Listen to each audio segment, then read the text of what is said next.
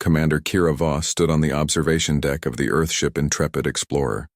She watched as stars streaked by in the darkness of space. This was supposed to be a simple trip to visit the outer colonies. Then the strange object appeared. The Way. Ship's tools had found it 3 days ago. It was a huge vessel unlike any ship in Earth's records. It moved too gracefully for its size. It left behind a trail of shiny particles as it moved. When they tried to talk to it, there was only quiet. "Commander, the alien ship is moving." Lieutenant Lily Patel's voice broke into Kira's thoughts. "It's coming straight for us." Before Kira could answer, the ship shook. The outside cameras showed the alien vessel. It was made of shiny black material, with glowing purple energy. It moved above them like a hunter about to catch its prey. Then a message came through. A see-through image of a woman, or something like a woman. Her skin glowed like pearls. She had 6 eyes arranged perfectly across a face of scary beauty. When she spoke, her voice seemed to have many tones at once. "You have entered the land of Princess Zara Nyx Vale, heir to the eternal throne of the Vexari Dominion. Your ship is now mine. Your crew now works for me. If you fight back, I will destroy you all." Kira felt cold fear. Earth's leaders had warned about the Vexari. They were known for their better technology and their hate for other life forms. But they hadn't said that their princess was leading their warships herself. The alien ship began to send out a strange energy field that stopped their engines. Kira made a choice. The rules said to give up when facing much stronger enemies. But something in the princess's eyes, something mean and uncaring, made Kira want to fight back. "Everyone," she said over the ship's speakers, "get ready for enemies coming on board." Within minutes, the Vexari soldiers cut through the main door. They wore armor that moved like water and carried weapons that glowed with strange energy. The Earth crew fought back hard, but they were no match for the alien technology. Captain Ryan Hayes led the defense near the bridge.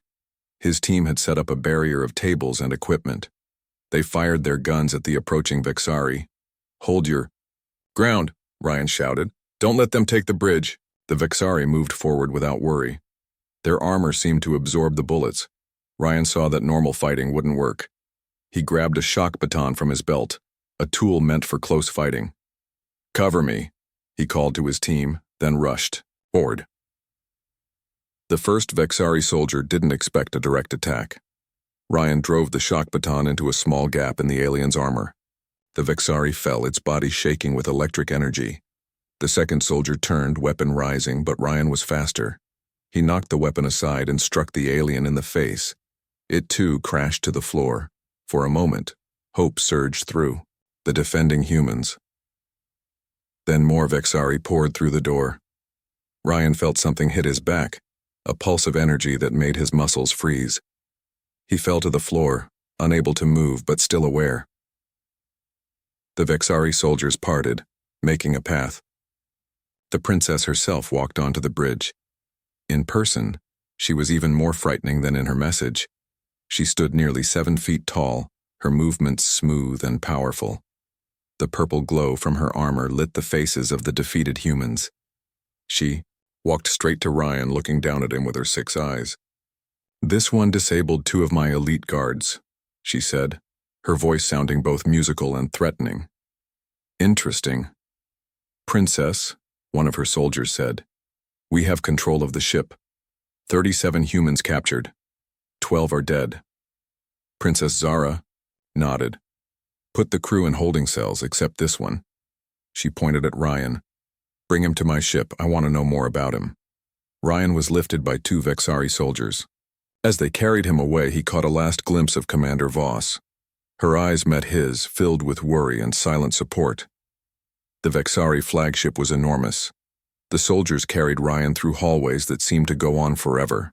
The walls were made of the same shiny black material as the outside, with strange symbols that glowed and changed. Finally, they reached what appeared to be the princess's private rooms. The space was huge and grand. One wall was completely clear, showing the stars outside. The Earthship looked tiny next to the Vexari vessel. "Put him there," Princess Zara ordered, pointing to a circular area in the center of the room. The soldiers dropped Ryan roughly on the floor. His body was starting to regain feeling, pins and needles racing through his limbs. The princess walked around him slowly, studying him like a scientist might study an interesting bug. "You are the first human to disable any of my elite guards," she said. "How did you do this? Your weapons are primitive. Your armor is almost nothing."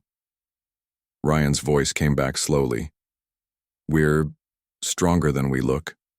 Princess Zara laughed, a sound like breaking glass. "No, you are weak. Your bodies break easily. Your lives are short. Yet you fought when you should have surrendered."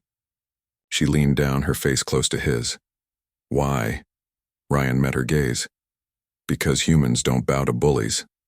The princess pulled back, her 6 eyes blinking in what might have been surprise. "Bullies? I do not know this word.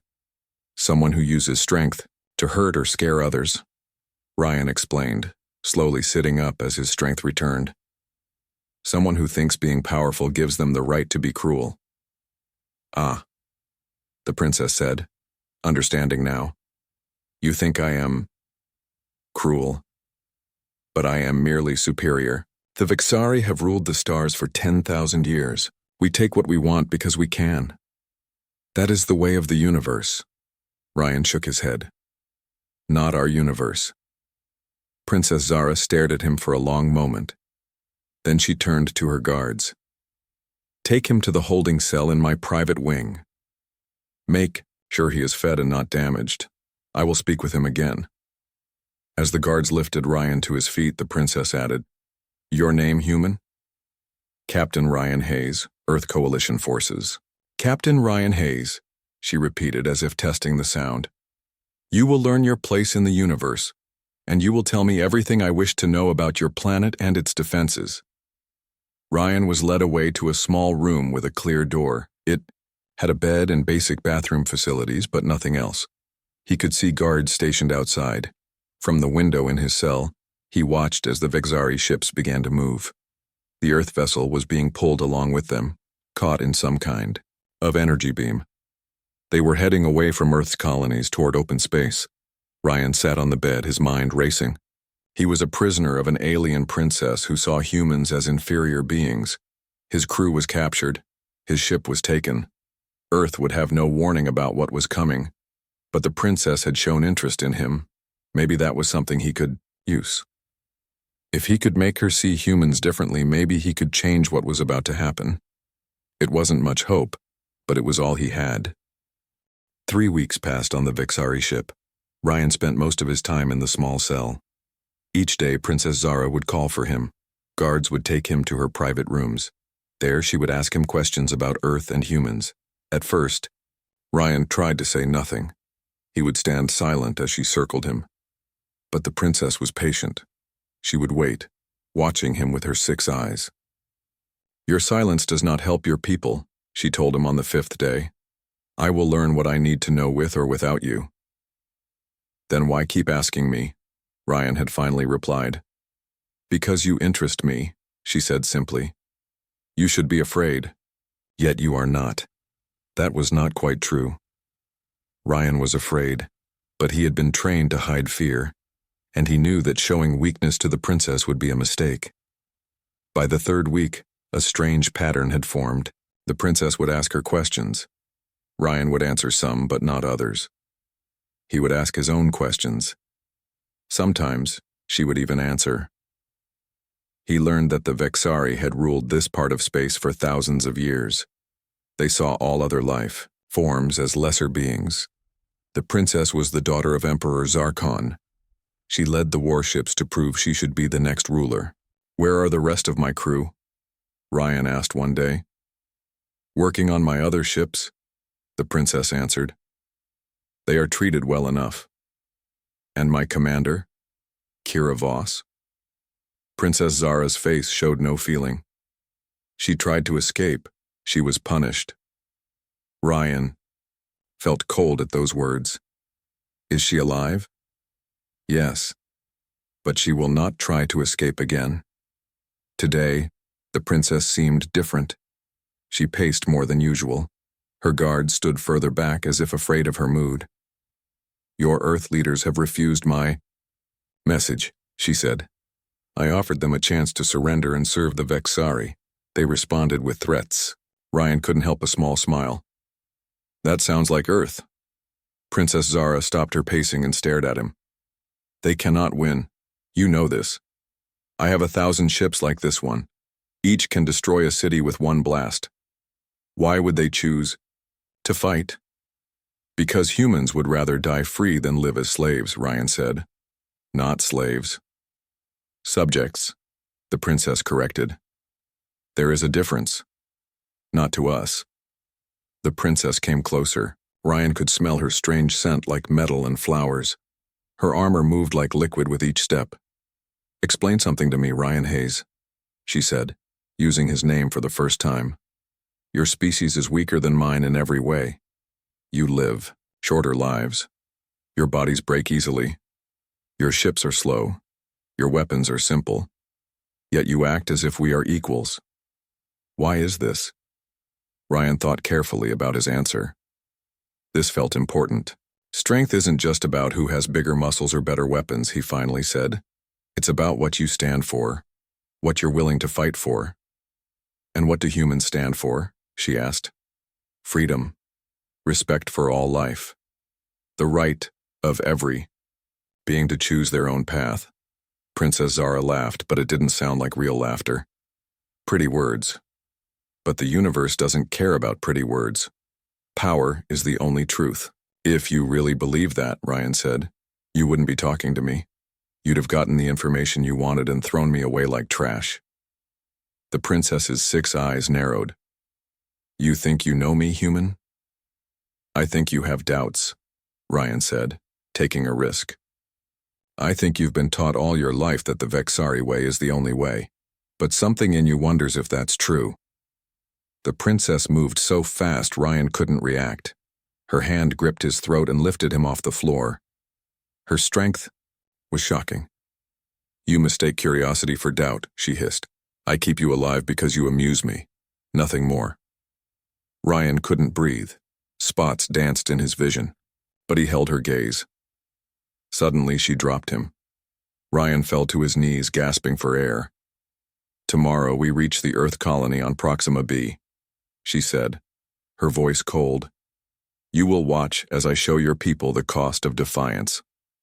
That night Ryan couldn't sleep. He paced his small cell, thinking. The princess planned to attack an Earth colony. Thousands would die. He had to do something. He examined the cell again. He had checked for weaknesses many times, but found none. The door was clear, but stronger than steel. The walls had no seams. The air came through vents too small for even a hand.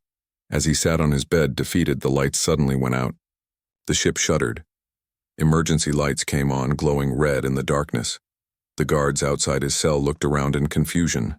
Their hands went to their weapons. Then they ran off down the hallway, leaving Ryan alone. A moment later, the door to his cell slid open. Ryan didn't hesitate. He slipped out into the hallway. The red lights made everything look strange and threatening. Alarms began to sound, a high wailing noise that hurt his ears. He had no plan except to find a way off the ship, or at least to send a warning to Earth. He moved quickly through the corridors, trying to remember the path to the princess's rooms. There would be communication devices there. He turned a corner and ran straight into a Vexari guard. They both froze in surprise. Then Ryan acted. He drove his fist into the area where he thought the Vexari's throat might be. The guard made a choking sound and fell to its knees. Ryan grabbed the guard's weapon. It was heavy and strange in his hands, but he figured out which end to point. He continued down the hallway. The ship shook again, harder this time. Ryan was thrown against a wall. The weapon clattered to the floor. As he reached for it, a boot stepped on his hand. He looked up to see Princess Zara standing over him. Her armor was different now, heavier, built for battle. Her face was covered by a helmet that showed only her 6 glowing eyes. "I knew you would. Try to escape," she said. "Humans are so predictable." "What's happening to the ship?" Ryan asked. A small problem with the power core. It will be fixed soon. She lifted him to his feet with one hand. But you won't be here to see it. She dragged him through the corridors to a part of the ship he hadn't seen before. It was a small room with several round platforms. This is a transport chamber, she explained. I'm sending you to the colony on Proxima B. You will deliver a message for me. What message? Ryan asked, suspicious. Surrender or die. Simple enough for even humans to understand. She pushed him onto one of the platforms. A control panel glowed under her fingers as she entered commands. Why send me? Ryan asked. Why not just attack? The princess paused. For a moment, she seemed unsure. I wish to avoid unnecessary death. Tell your leaders to surrender the colony, and I will allow the people to live as subjects of the Vexari. And if they refuse? Her 6 eyes glowed brighter. Then I will have no choice. Ryan saw something then. A hint of conflict in her face. She wasn't as certain as she pretended to be. There's always a choice, he said. Even for a princess. Before she could respond, the platform under Ryan began to glow. A strange tingling spread through his body. We will meet again, Ryan Hayes, Princess Zara said. Everything went white. Ryan felt like he was being pulled apart and put back together. When his vision cleared, he was standing on another platform in a small metal room. People in Earth military uniforms pointed weapons at him. Their faces showed shock and fear. Captain Hayes? One of them said in disbelief. Is that really you? Ryan nodded slowly, his head pounding. Yes, and we don't have much time. The Vexari are coming. They took him to the colony's command center. Leaders asked him questions about his capture and escape. Ryan told them everything except his conversations with the princess. Those felt private somehow. So she just let you go? The colony governor asked. Why would she do that? To deliver a message, Ryan said. Surrender or die. The room fell silent. We need to evacuate, the military commander said. We have ships enough for the children and about half the adults. No, Ryan said. We need to stand and fight. Everyone stared at him. That's suicide, someone said. You've seen their ships, their weapons. I've also seen their princess, Ryan replied.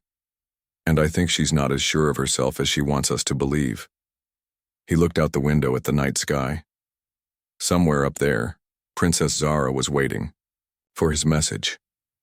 Would she really destroy the colony if they refused to surrender? He wasn't sure. But he had seen doubt in her eyes.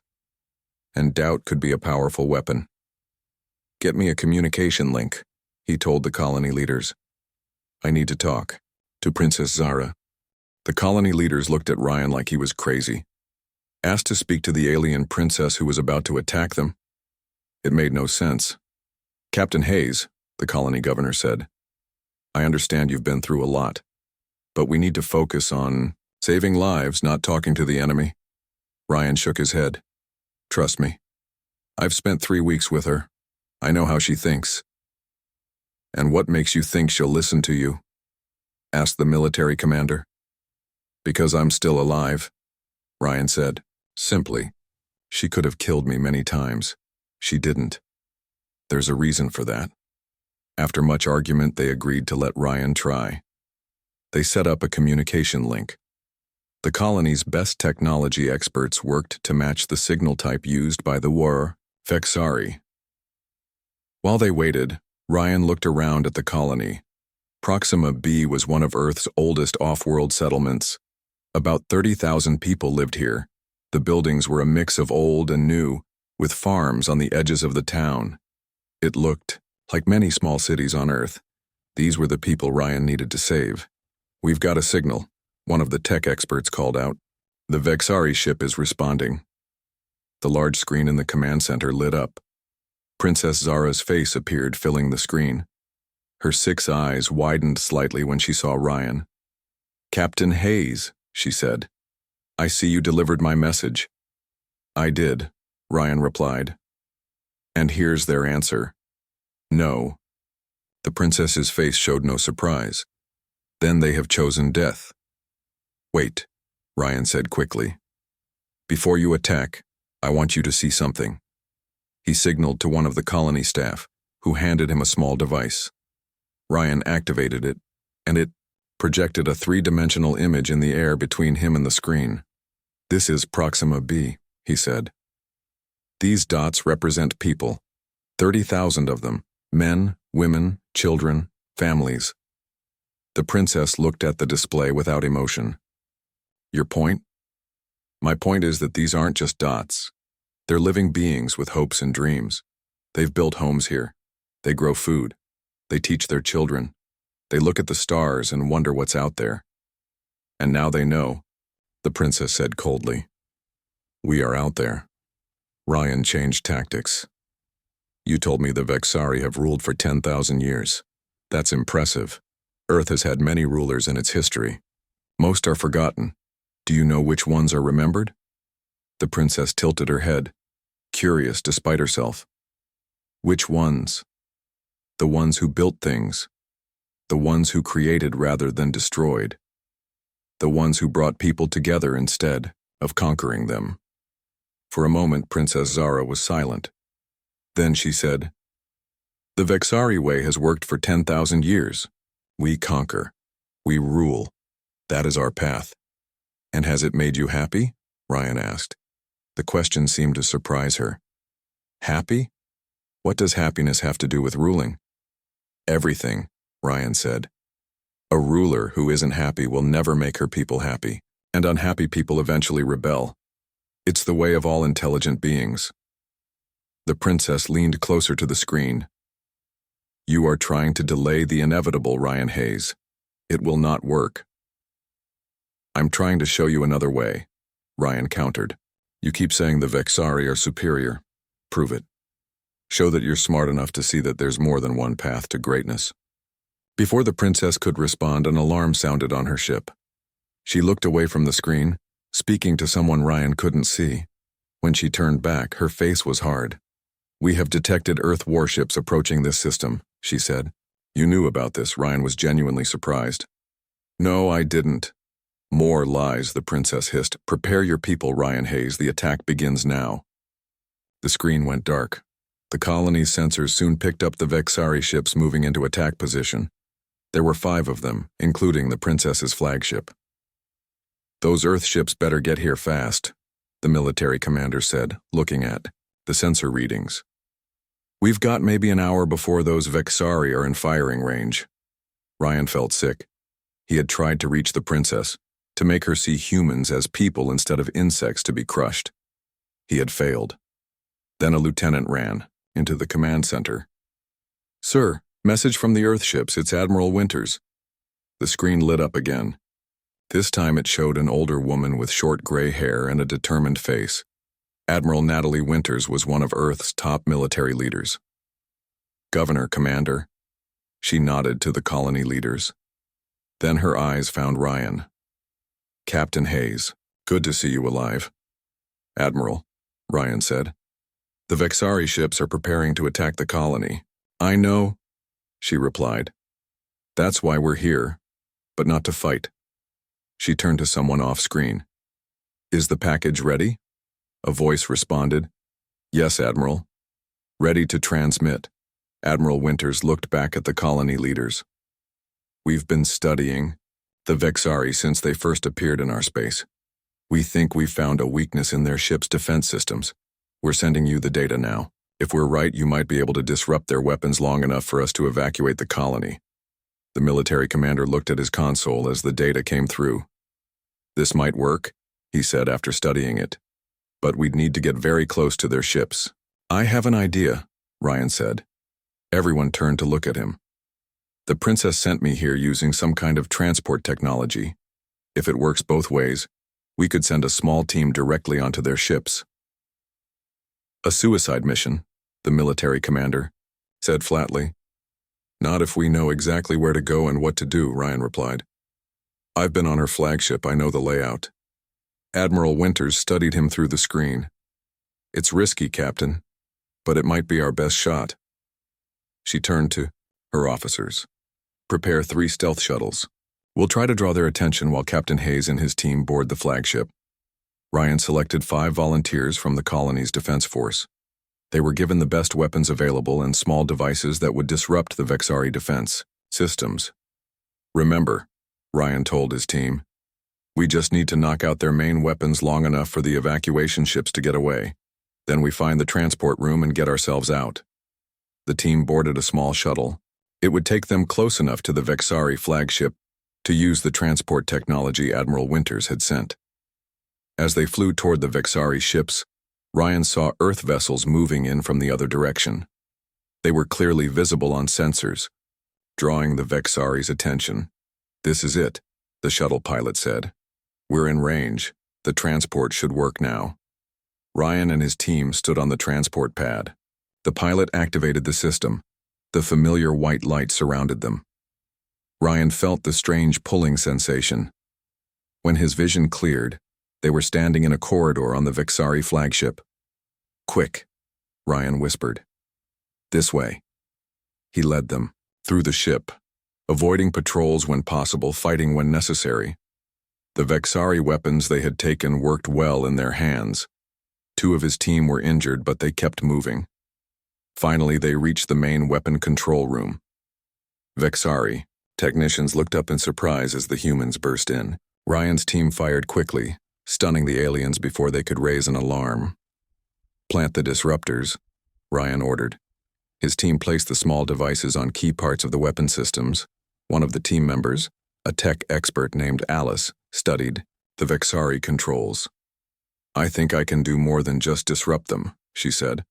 I might be able to shut down their shields completely.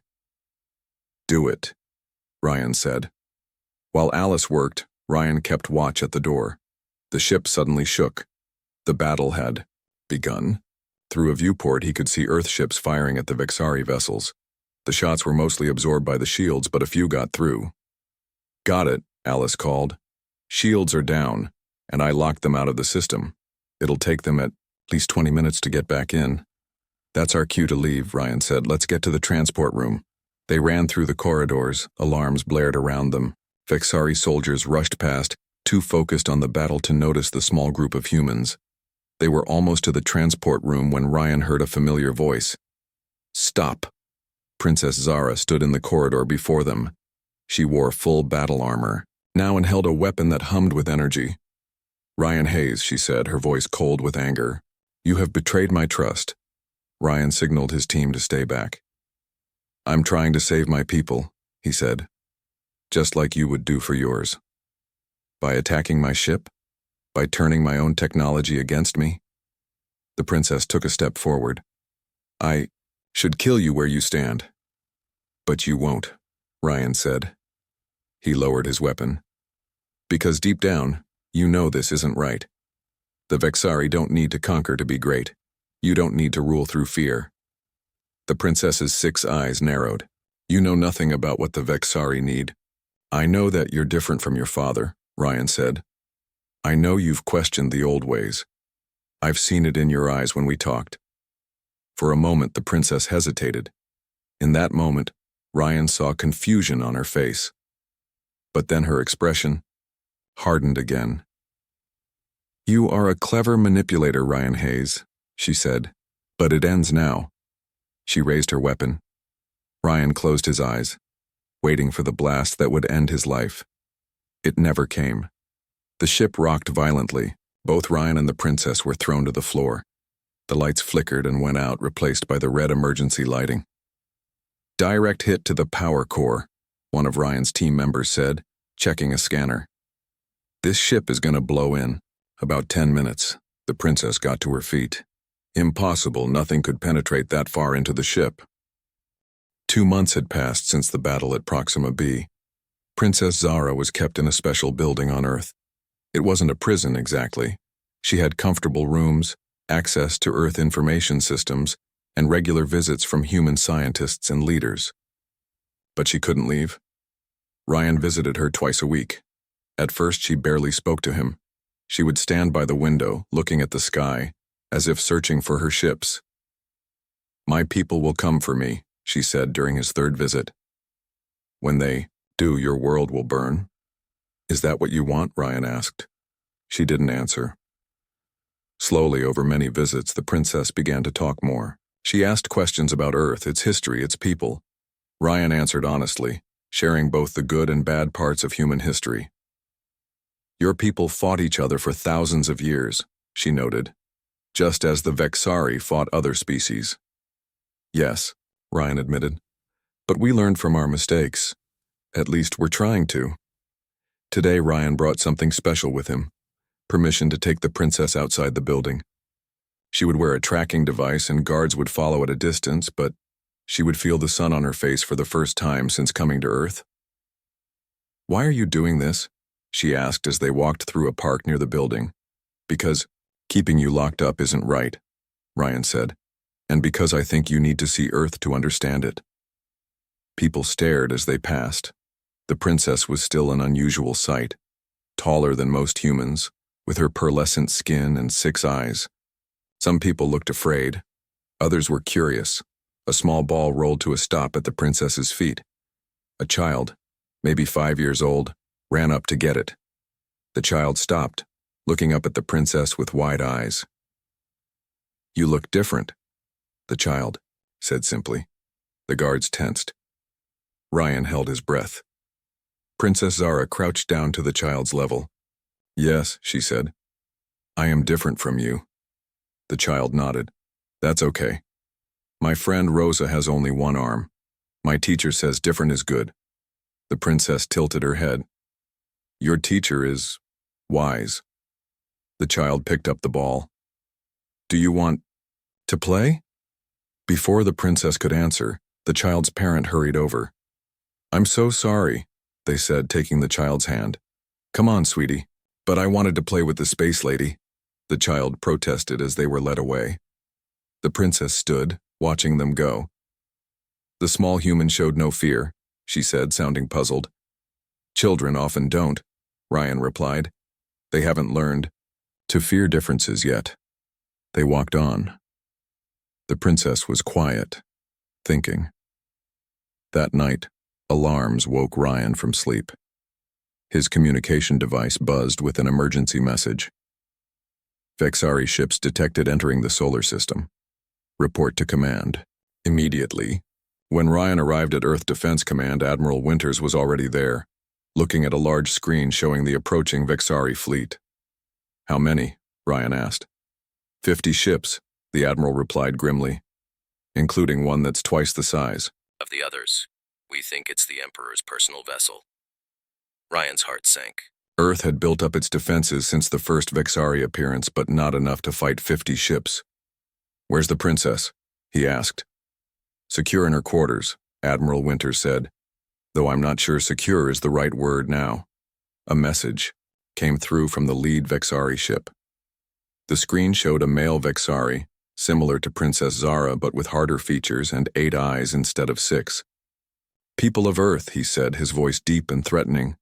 I am Prince Vex Malar, son of Emperor Zarkon. You have taken my sister. Return her, and I may spare your planet.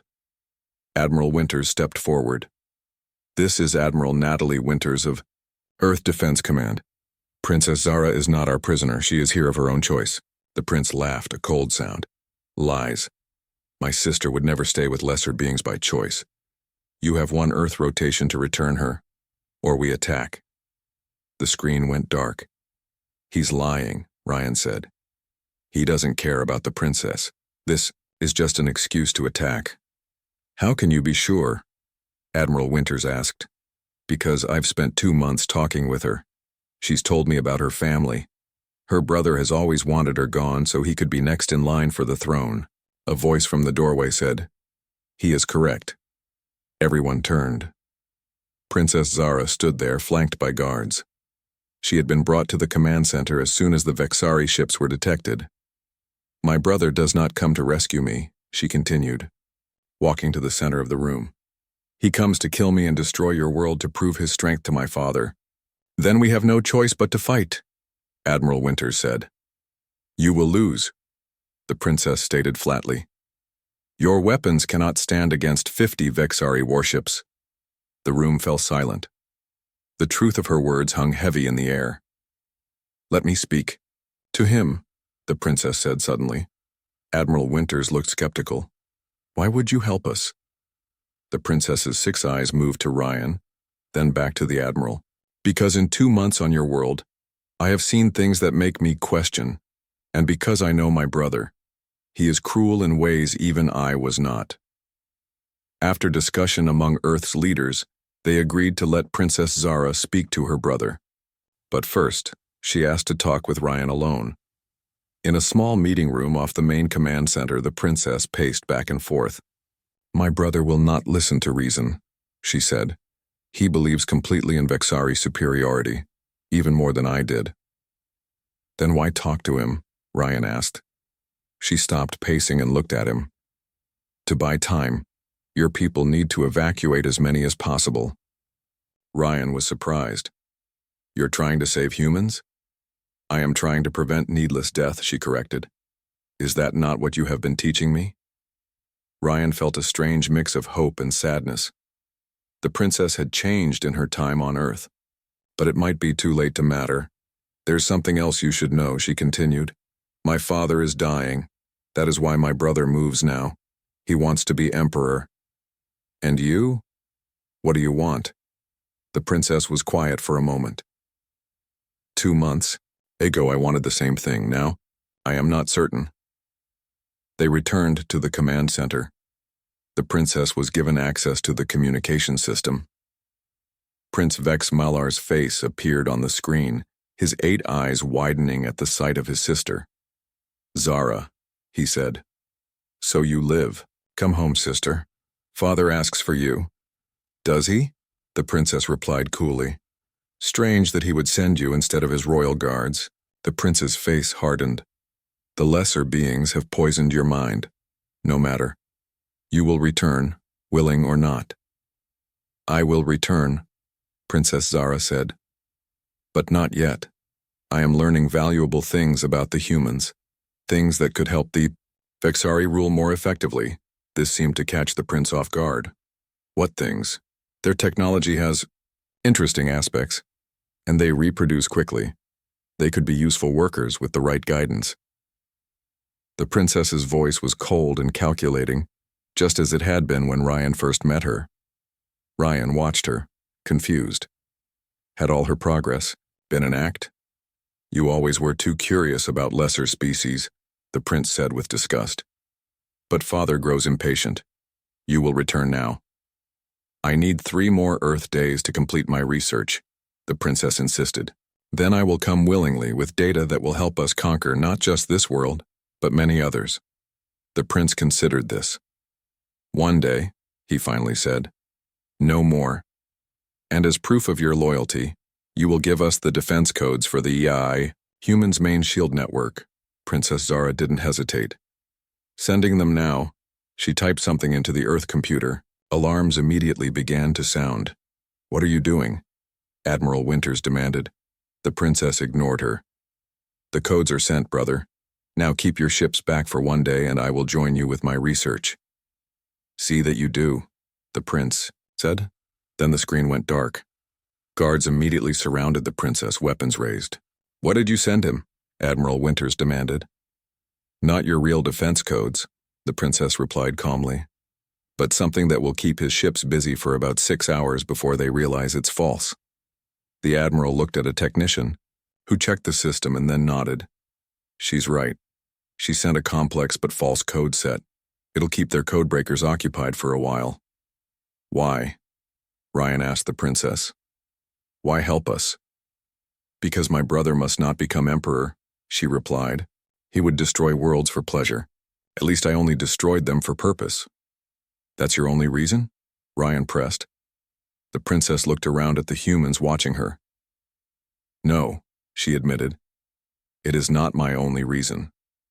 For the next hours, Earth prepared as best it could. Evacuation. Ships were loaded with children and essential personnel.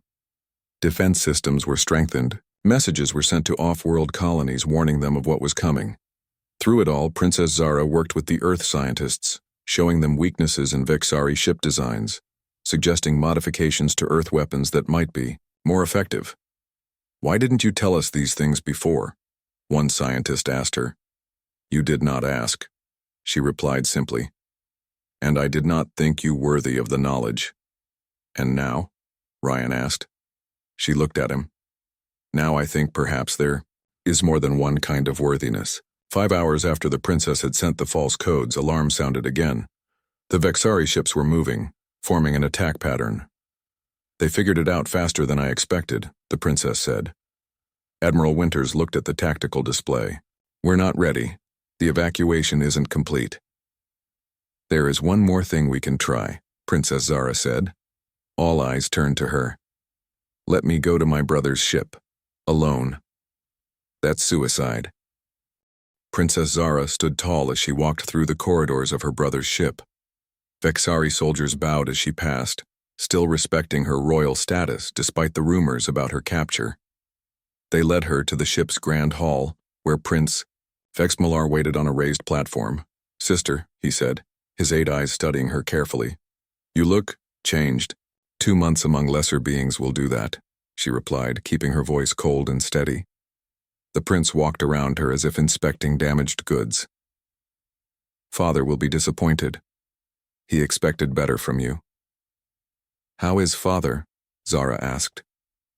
You said he asked for me, yet you don't take me directly to him. A flicker of something, worry, guilt, passed over her brother's face. He rests. The journey to Earth has tired him. I want to see him, Zara demanded. In time, the prince said. First, tell me about these humans. You claim to have valuable research. Zara had prepared for this.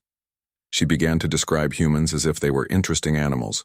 Their physical abilities, their social structures, their technologies. She kept her tone scientific and detached, showing no hint of the respect she had developed for them. As she spoke, she moved casually around the room, noting the positions of guards, the locations of control panels. Her brother watched her with suspicion, but allowed her to move freely. After all, what threat could she pose on his ship? Their main weakness, she continued, is their emotional attachment to each other. They will sacrifice tactical advantage to save even a few lives. Pathetic, her brother sneered. And yet, Zara said carefully, there is a certain logic to it. Their loyalty to each other makes them fight harder. You sound almost admiring, the prince said, his voice sharp. Zara shrugged.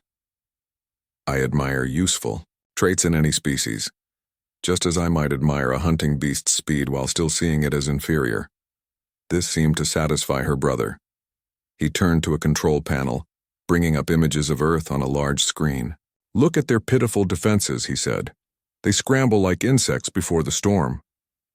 Zara watched the screen. She could see evacuation ships launching, defense stations powering up. Her 6 eyes narrowed slightly. When do you plan to attack? Soon, the prince said, smiling coldly. I wanted you to witness it, to see what happens to those who defy the Vexari. And after Earth is destroyed? What then? Then we continue, he said simply. There are other human colonies, other species in this sector. All will bow to the Vexari Empire. To me? To you? Zara repeated. Not to father? The prince's face hardened. Father grows weak.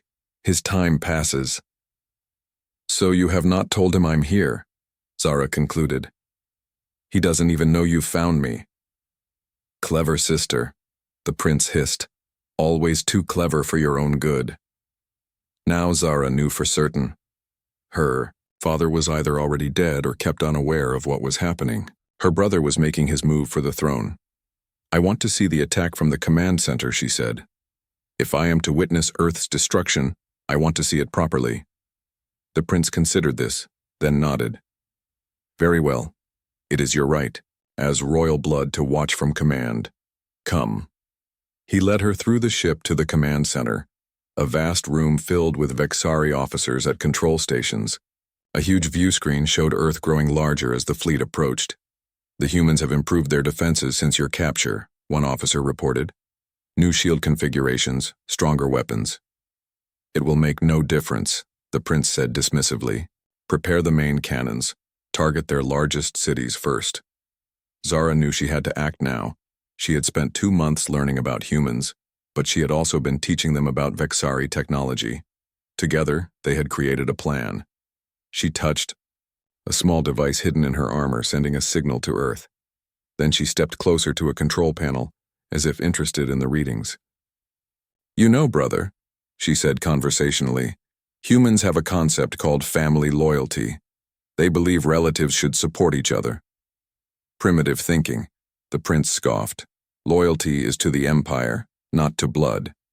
"Is that why you plan to kill me after you destroy Earth?" Zara asked, her voice calm. The prince didn't deny it. "You've been contaminated by these lesser beings. You're no longer fit to be Vexari royalty." "Perhaps," Zara admitted. "Or perhaps I've learned something the Vexari forgot long ago." Before the prince could respond, alarms blared throughout the ship. The view screen changed to show multiple small objects appearing near the Vexari fleet. "What are those?" the prince demanded. "Unknown devices," an officer reported. "They appeared suddenly. Some kind of transport technology." Zara smiled. "Not unknown to me. The devices were based on Vexari transport technology, modified by Earth scientists using Princess Zara's knowledge. They had transported hundreds of small, powerful bombs directly inside the shields of the Vexari ships. Explosions rocked the fleet. Ship after ship reported systems failures, shield collapses, weapon malfunctions. "What have you done?" the prince roared, turning on Zara. "I've evened the odds," she replied. "Earth isn't defenseless after all." The prince lunged at her, rage contorting his features. Zara sidestepped his attack using fighting moves Ryan had taught her during their sessions on Earth. "Guards!" the prince shouted. "Caesar!" But the command center had fallen into chaos. Officers tried desperately to control the damage to the fleet. Some ships were already breaking formation, their captains choosing to retreat rather than fight with damaged vessels. A new alarm sounded. "Earth ships approaching," an officer called out. "Many ships." On the view screen, Earth's defense fleet appeared. It was smaller than the Vexari fleet, but now many Vexari ships were damaged or disabled. The fight would be fair. The prince's ship shuddered as something hit it directly. "Direct hit to our main shield generator," an officer reported. "Shields at 30%. Impossible," the prince shouted. "No Earth weapon could penetrate our shields that easily." "Not their old weapons," Zara said, "but I helped them design new ones specifically to target Vexari weaknesses." Understanding dawned on her brother's face, quickly followed by rage. "Traitor," he snarled. "You've betrayed your own kind." "No," Zara replied calmly. "I've saved them from a path that would eventually destroy us. 10,000 years of conquest has made us stagnant. We take but never create. We destroy but never build. That is not strength, brother. It's just bullying." The ship rocked again as another hit landed. Systems sparked and failed around the command center. "We need to retreat," an officer advised the prince. "We cannot win this battle now." "Never," the prince shouted. "I will not be defeated by lesser beings." Zara stepped toward him. "Brother, listen to reason. We can end this now. Make peace with Earth. Learn from them instead of destroying them." "Peace," he spat the word. "You have grown weak, sister. The Vexari do not make peace. We conquer or we die." "Then many will die today," Zara said sadly. "But it doesn't have to be that way." Another explosion rocked the ship larger than before. Warning lights flashed across control panels. "Main power core hit," an officer reported, fear in his voice. "Critical damage. Core meltdown possible." The prince looked around at his failing ship, at his damaged fleet. Defeat was something he had never considered possible. His 8 eyes burned with hatred as he looked at his sister. "This is your doing," he hissed. "You will die with me, traitor." He drew a weapon and fired at Zara. She dropped to the floor, the shot passing over her head. Rolling to her feet, she grabbed a fallen officer's weapon and fired back. The shot hit her brother's armor, staggering him but not penetrating. Around them, officers were abandoning their posts. running for escape pods as the ship began to break apart. You can still save yourself, Zara told her brother. Order a retreat, live to fight another day. And face father's wrath? Never. The prince raised his weapon again. Before he could fire, a new voice spoke from the doorway. My children, what have you done? Both Zara and her brother turned in shock. Emperor Zarkon stood there, looking old and frail, but very much alive. His 12 eyes took in the scene, the damaged ship, his children facing each other with weapons. Drawn, father, the prince said, lowering his weapon.